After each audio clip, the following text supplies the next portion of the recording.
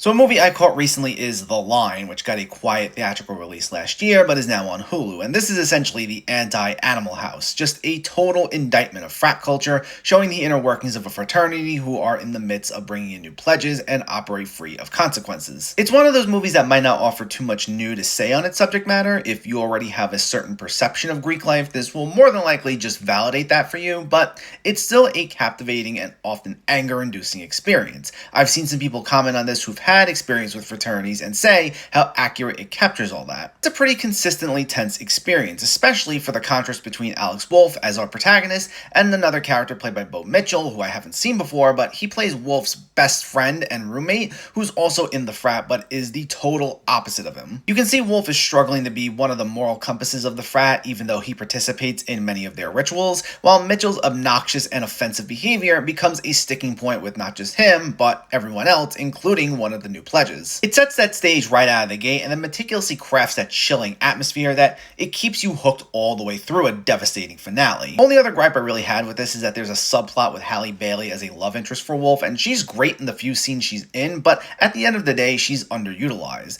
You can kind of tell where it goes with that storyline, but it would have been nice to see it expanded upon some more. But the performances all around were great, with the aforementioned Mitchell being a character you love to hate, while Wolff is also compelling, and Lewis Pullman as the frat president has a commanding presence while often trying to play damage control for the group. It's a fairly dark film, but also has this contained, almost personal feel to it as you spend time with these characters, making for an overall solid watch and a true hidden gem.